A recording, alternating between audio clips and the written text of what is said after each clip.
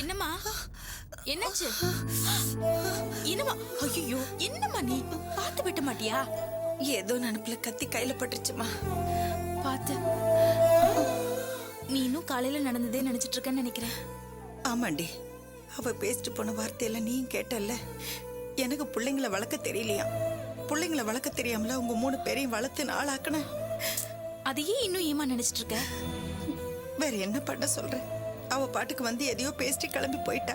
எனக்கு மனசே ஆறல. லாவண்யம்மா, என்னது இது? விரலுக்கு என்னாச்சு? அது ஒண்ணும் இல்ல, விடு. ஆமா, நம்ம லாவண்யாக்கு ஏதோ பூனால மாப்பிள்ள பாத்திருக்கேன்னு சொன்னியே, இவளோட போட்டோவை அவங்களுக்கு அனுப்பி வச்சிட்டியா? போட்டோவை அனுப்பியாச்சு. மாப்பிளைக்கு பொண்ணு ரொம்ப பிடிச்சு போச்சான். அப்படின்னா முதல்ல அந்த சம்பந்தத்தை பேசி முடிச்சிர. இவளுக்கு ஒரு கல்யாணத்தை பண்ணிட்டேன்னா நான் நிம்மதியா இருப்பேன். அதுக்கப்புறம் யார் கையும் எதிர்பார்த்துட்டு நான் நிக்க வேண்டியிருக்காதுல்ல. பையன் ப்ராஜெக்ட் விஷயமா அமெரிக்காவுக்கு போயிருக்கான். வர்றதுக்கு 4 மாசம் ஆகும். வந்ததுக்கு அப்புறம் தான் அவங்க லாவண்யா கல்யாண விஷயமா பேசுவாங்க. அப்பாடி, எனக்கு ஒரு 4 மாசத்துக்கு கவலையே இல்ல. சும்மா வாய மூடுறி. நான் நல்லா இருக்கும்போது உனக்கு கல்யாணத்தை பண்ணி அனுப்பி வைக்கணும்னு பாக்குறேன். நீ என்னன்னா கொஞ்சம் கூட பொறுப்பே இல்லாம பேசிக்கிட்டு இருக்க. எனக்கு ஏதாவது ஒண்ணு ஆயி போச்சுன்னா நீ அனாதை ஆயிடுவேடி. அப்படிலாம் சொல்லாத. உனக்கு ஒண்ணும் ஆகாது. 2 ஆம்பளை பிள்ளைங்களை வச்சுக்கிட்டு நீ ஏன் இப்படி பேசுற? ஆம்பளை பிள்ளைங்க கல்யாணம் ஆற வரைக்கும் தான் நமக்கு சொந்தம். கல்யாணம்னு ஒண்ணு ஆயி போயிடுச்சுன்னா அப்புறம் பெத்தவளுக்கு எந்த உரிமையுமே இல்ல. நீ ஏன் இப்படி எல்லாம் பேசுற? உன் 2 பிள்ளைங்களும் நல்ல பசங்க தானே? பசங்க நல்லவங்களா இருந்து என்ன பிரயோஜனம்? எனக்கு பிள்ளைங்களை வளர்க்க தெரியலையா அப்படின்னு என் மருமக சொல்ற. இவளை நான் பார்த்து இந்த வீட்டுக்கு மருமகளா கொண்டு வந்தேன். ஏதோ தாய் இல்லாத பொண்ணாச்சு, இவளை புவிக்கு கட்டி வச்சா என்ன அம்மாவா நினைச்சு என்கிட்ட ஒட்டிப்பான்னு எதிர்பார்த்தேன். ஆனா அவ என்ன பண்றா? என் பிள்ளைகிட்ட இருந்து என்னை வெட்டி விட தானே பாக்குறா. நம்ம பிள்ளைங்க வாழ்க்கையில ஒருத்தி வந்துட்டான்னா நமக்கு ஒண்ணுமே தெரியலங்கிற மாதிரிதான் பாக்குறாங்க. அவ புருஷன் மேல வச்சிருக்கிற பாசம் நான் என் பிள்ளைங்க மேல வச்சிருக்கிறேன். அது தப்பா? அதையே அவ புரிஞ்சுக்க மாட்டேங்கிறானே தெரியல. அவளுக்கு இப்ப புரியாது.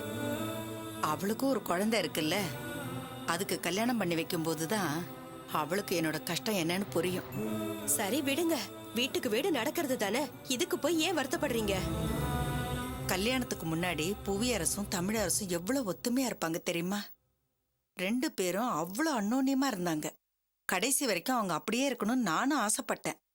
ஆனா சுதா எப்ப பார்த்தாலும் தமிழரச கரிச்சு கொட்டிக்கிட்டே இருக்கா. தமிழரசு விளையாட்ட செய்யற தப்பெல்லாம் ஊதி ஊதி பெருசாக்கி இப்ப புவியரசுக்கும் தமிழரசுக்கும் நல்ல உறவே இல்லாம பண்ணிட்டா. அவனை நான் நல்லாவே வளர்க்கலையாம். சுதாவை பார்க்கும் போதெல்லாம் தமிழரசுக்கு கல்யாணம் பண்ணி வச்சா அவனுக்கு வரப்போற பொண்டாட்டி எப்படி இருப்பாளோன்னு எனக்கு ரொம்ப பயமா இருக்குமாங்க. ஆம்பளை பிள்ளைங்களுக்கு கல்யாணம் பண்ணணும்னு நினைச்சாலே இப்பெல்லாம் வயித்துல புளிய கரைக்குது. நான் ஒன்னும் கொடுமைக்கார மாமியார் இல்ல, ஆனா அவ என்ன அப்படிதான் பாக்குறா. ஒரு பொம்பளைக்கு புருஷன் இருக்கணும், இல்லன்னா காசு இருக்கணும். எனக்கு தான் 2மே இல்லையே. எல்லாத்துக்கும் பசங்க கைதானே எதிர்பார்த்து நிக்க வேண்டியதா இருக்கு. அதான் அவளுக்கு நான் இளக்காரமா போயிட்டேன்.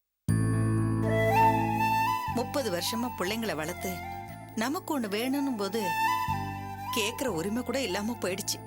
இது எல்லாத்தையும் மனசுல வச்சுக்கிட்டு தான் தமிழரசுக்கு பொண்டாட்டி வரத்துக்கு முன்னாடியே லாவண்யாவை எப்படியாவது கல்யாணம் பண்ணி அனுப்பிடணும்னு இருக்கேன். மங்க, நீ எப்படியாவது அந்த பூனா மாப்பிள்ளை பேசி முடிச்சிர. பையன் எப்படியும் 4 மாசத்துல அமெரிக்கால இருந்து வந்துருவான். அவன் இமெயில் ஐடி கூட கொடுத்திருக்கான். எப்ப லாவண்யாவுக்கு டைம் கிடைக்குதோ அப்ப பேச சொல்லுங்கன்னு சொல்லிருக்கான். லாவண்யா, உனக்கு அப்புறமா அந்த இமெயில் ஐடியை நான் தரேன். மெதுவா கொடுங்க, ஒன்னும் அவசரம் இல்ல.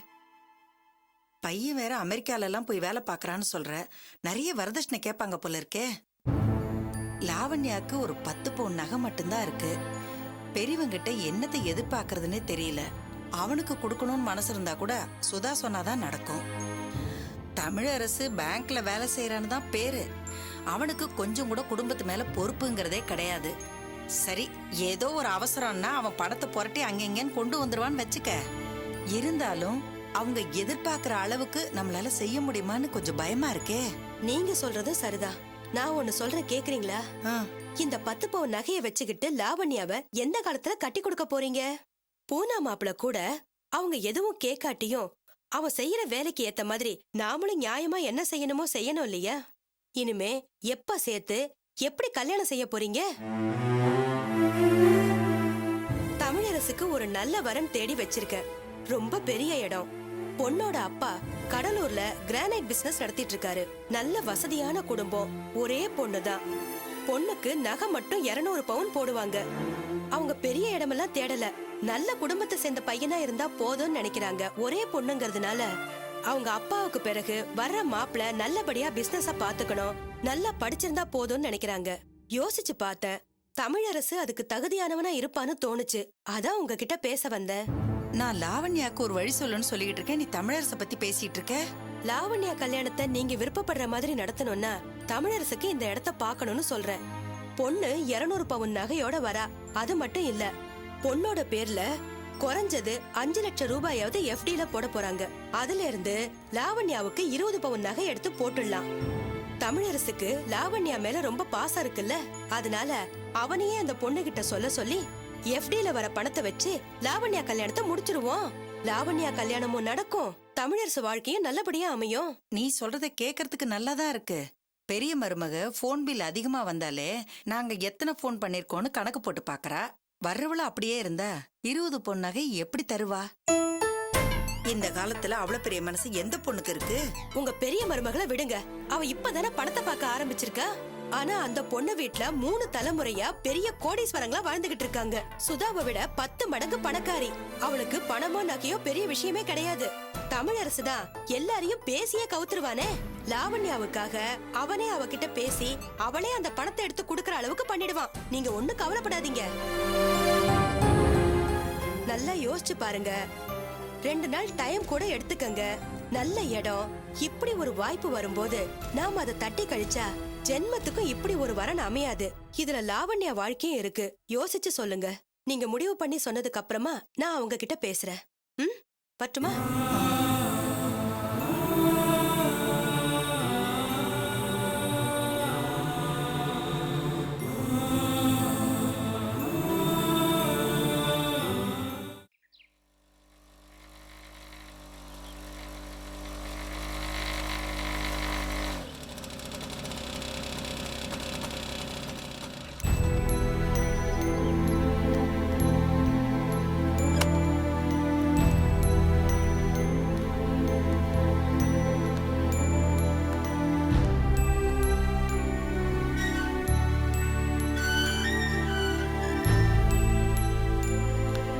யோ யோ யாயா நீ? போயா வெளியில. போயா. என்ன பாது? போயா. புதுசா வேலைக்கு சேர்ந்திருக்கியா? ஆமா. அதனாலதான் நான் யாருன்னு உனக்கு தெரியல. நான் இந்த வீட்டு சம்பந்தி. சம்பந்தியா? ஆ. நீ இந்த வீட்டு சம்பந்தியா? ஆமாப்பா. உனக்கு ஏதாவது சந்தேகம் இருந்தா அவங்கள்ட்ட கேளு. வா. இருங்க. யாரா இருந்தாலும் அம்மா கிட்ட கேட்டுட்டு தான் உள்ள விட சொல்லிருக்காங்க. கொஞ்சம் வெளியில வாங்க. வாங்க வெளியில. யோ என்னைய தள்ளுற?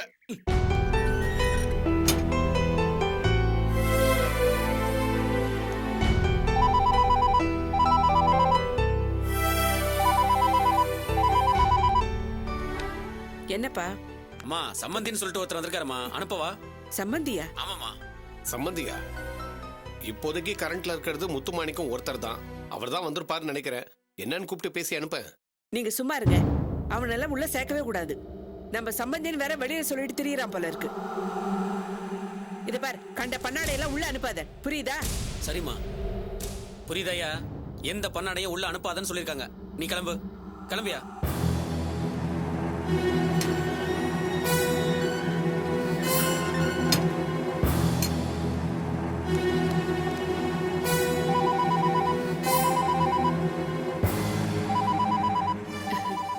பண்ணாட எப்படி நிக்கிறான் பாருங்க. பாவம் திலகா, அவரை பார்த்தா பரிதாபமா இருக்கு. உங்ககிட்ட ஏதோ பேசணும்னு தான் வந்திருக்காரு போல இருக்கு. என்னன்னு கூப்பிட்டு கேட்டு அனுப்ப. அவன் எதுக்கு இங்க வந்திருப்பான்னு எனக்கும் தெரியும். மறுபடியும் நாம அவனை தேடி போய் பார்த்து பேசுவோன்னு எதிர்பார்த்திருப்பான். நாம கண்டுக்கவே இல்லைல்ல, அதான் பயந்து போய் வந்திருக்கான். கொஞ்ச நாள் அப்படியே அலையிட்டு விடுங்க. யோ இன்னும் போலையா நீ? அதை ஏன் அமைக்கிட்டு இருக்க? பயா பயா அப்படி. அதான் அம்மா உன்னை உள்ள விடக்கூடாதுன்னு சொல்லிட்டாங்கல்ல, அப்புறம் எதுக்கு நொய் நொய் நொய் அதை போய் அமைக்கிட்டு இருக்க நீ? போயா. நான் போக மாட்டேன். நான் அம்மாவை பார்த்துட்டு தான் போவேன். அப்ப இப்படியே கிடையா நீ?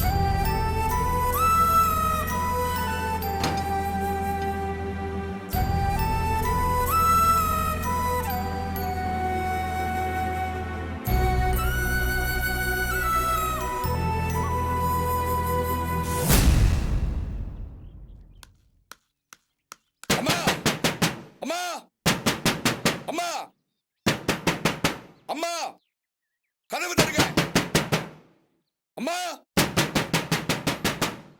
அம்மா கதவு தருங்கம்மா அம்மா அம்மா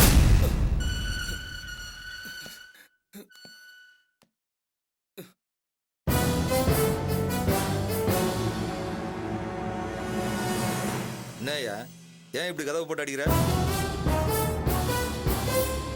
அம்மா தான் உன்னை உள்ள விடக்கூடாதுன்னு சொல்லியிருக்காங்கல்ல. நான் உன்னை பார்க்க வரல, நான் அம்மாவை தான் பார்க்க வந்திருக்கேன்.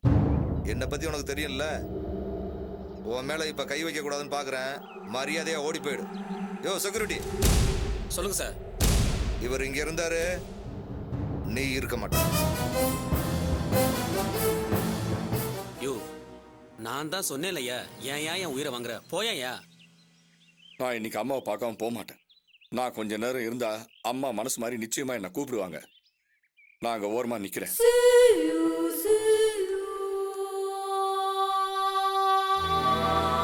யோ, நீ நிக்கிறத பார்த்தாங்கன்னா என் வேலைக்கு ஆபத்து வந்துடுயா. என் நிலைமை தெரியாம பேசாதப்பா. நான் உனக்கு எந்த தொந்தரவும் கொடுக்க மாட்டேன். நான் அப்படி ஓரமா நிக்கிறேன்.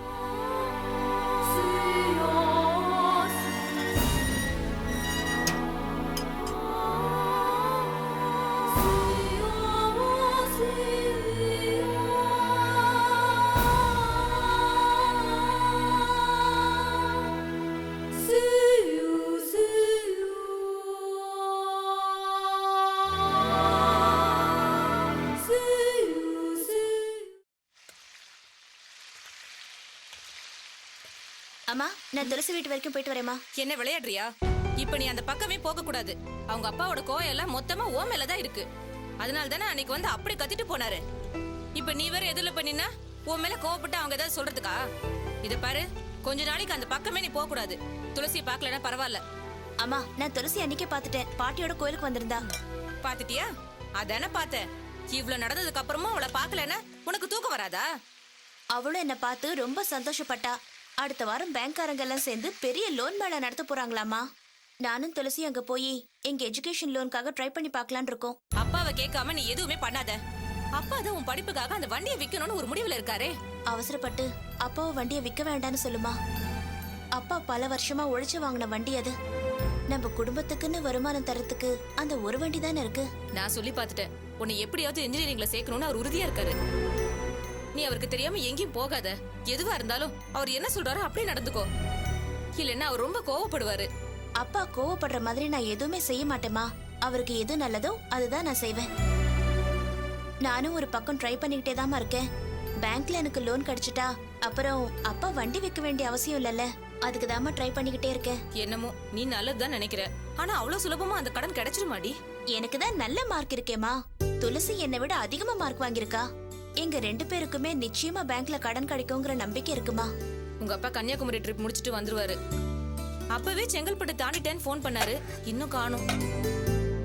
அப்பா நம்ம குடும்பத்தை காப்பாத்துறதுக்காக ரொம்ப கஷ்டப்படுறாருமா.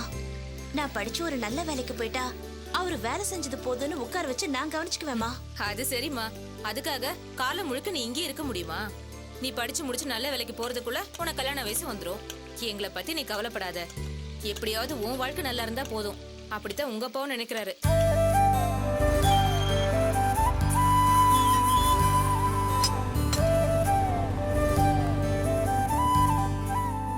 அம்மா, வந்துட்டீங்களா? வாங்க வாங்க.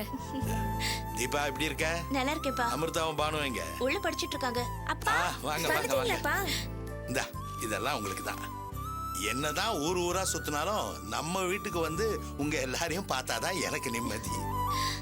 என்னங்க வண்டியை காணோம்?